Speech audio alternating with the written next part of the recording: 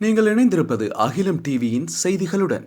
நாட்டில் உயிருடன் பிறக்கும் குழந்தைகளின் எண்ணிக்கை சுமார் 1,00,000 வரை குறைந்துள்ளதாக இலங்கை சமூக சுகாதார நிபுணர்கள் சங்கம் தெரிவித்துள்ளது.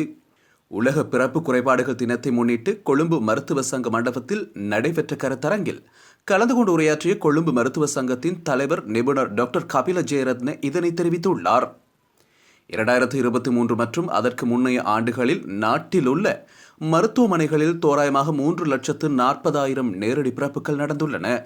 2024 ஆண்டில் 2,40,000 நேரடி பிரசவங்களே நடந்துள்ளன என தெரிவிக்கப்பட்டுள்ளது.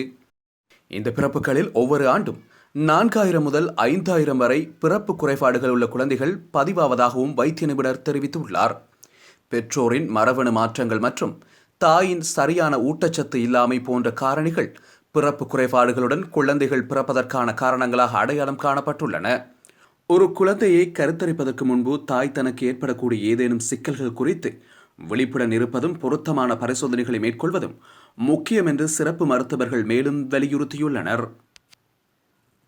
பாடசாலை மாணவர்களையும் இலங்கை போக்குவரத்து சபை பருவச்சீட்டு பயண அட்டைகளை பயன்படுத்தி பயணம் செய்யும் பயணிகளையும் புறக்கணிக்கும் பேருந்து ஓட்டுநர்களை 1958 என்ற தொலைபேசி இலக்கத்திற்கு அறிவிக்குமாறு அரசாங்கம் பொதுமக்களிடம் கோரிக்கை விடுத்துள்ளது. போக்குவரத்து, நெடுஞ்சாலைகள், துறைமுகங்கள் மற்றும் சிவில் விமான சேவைகள் அமைச்சின் ஆலோசனை குழு கூட்டத்தில் இந்த பிரச்சினை விவாதிக்கப்பட்டு தீர்மானம் எடுக்கப்பட்டுள்ளது. இதுகுறித்து எந்தவொரு நபரும் 1958 என்ற இலக்கத்திற்கு முறைப்பாடு வழங்கலாம் என்றும் அமைச்சர் பிமல் ரத்நாயக்க தெரிவித்துள்ளார்.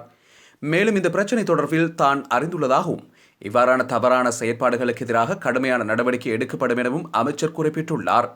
இது தொடர்பாக இலங்கை போக்குவரத்து சபைக்கு சொந்தமான பேருந்து ஓட்டுநர்களும் பரிசோதகர்களும் அறிவுறுத்தப்பட்டுள்ளதாகவும் அமைச்சர் மேலும் தெரிவித்துள்ளார்.